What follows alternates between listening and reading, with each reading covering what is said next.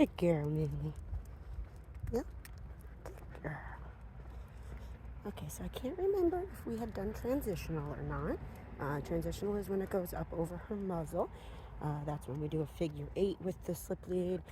So we're just applying the pressure to the pressure points, not only in her skull, but also the ones in her muzzle. So I'm also, give me sweetness. I'm just going to adjust that real quick. It's hard with one hand. Right, so we're just going to adjust that, make sure that it's positioned properly. Now the whole key to this is I'm doing conditioning with her, just pretending as though she has not done any transitional work, because I can't remember for sure. But this is a great tool for her. She is picking up on it quick. She's doing really well with it. Really just kind of helps drive things home a little bit faster, but really allows you to communicate with them nice and easily, just the same way you would do the other, just having her slip lead on. So right there, as soon as she gets ahead of you, good girl, Millie. Good girl, Millie.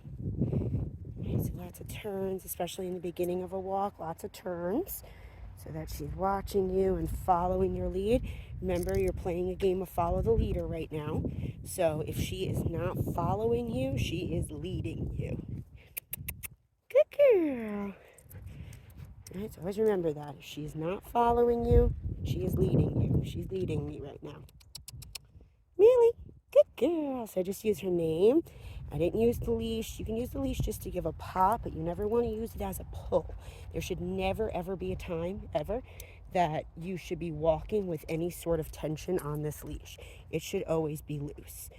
You can also see, if I don't give her any direction and we just do it like this and I give her no direction, we have to be the ones that show her every time you get here, here, here, outside of that box, a pop is going to happen to basically say, pay attention, or remember, don't break the box.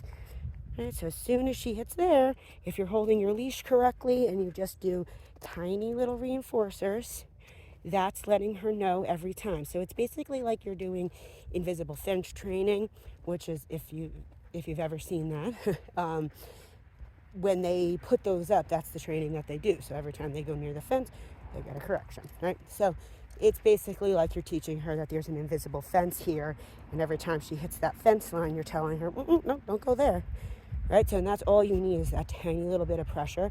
Less is more, right? So if we just show her just this teeny little force of pressure, means I need you to pay attention to me, then you're only going to need to do that to get her to refocus on you again, right? So if we turn again, good girl, Millie. So I just made some kissing noises as I was turning. Good girl, Millie. Good girl. Keep her focused on you.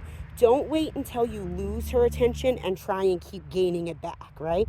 You want to keep her focusing. So before she, good girl, before she loses focus, I'm going to start doing turns to keep her watching. Millie, yes. Right, so I'm doing things proactively before I lose her attention. I'm keeping her attention, right? So again, think of a game of follow the leader. If you're playing with a kid and all you do is walk in a straight line, that kid is going to lose focus and stop playing with you really fast. So if you do more interesting things, Millie, yay, good girl, Millie. Good girl, sweetness. Good girl. Oh, girl, honey. Okay. Right, and you do things to keep her. She needs that, because you can tell she gets stressed, she gets overwhelmed, and I think it's just that it's overwhelming for her. So giving her something easy to focus on, rather than having to focus on all the anxieties around her, is going to be really beneficial for her. It's going to help her calm down and realize, I can just focus on her and do this and that and this and that, instead of, what is that, and oh my gosh, I have to focus on that, and what is that, and what is that, right? So just keep doing lots of things, turns, pace changes, stops, recalls, figure eights.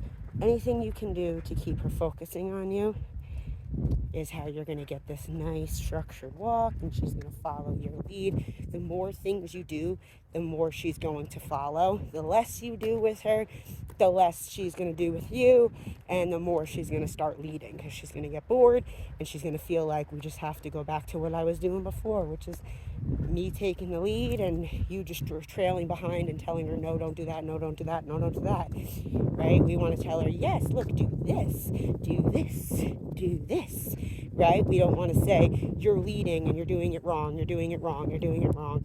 Well, don't let her lead if she's doing it wrong, right? Good girl, Millie. She's doing a great job. I'm going to, now that I got a nice little walk with her around the neighborhood, I'm going to take her out to the park this afternoon and practice with her there as well. So yeah, we will take some more video later on and we'll be back with more of the beautiful Millie.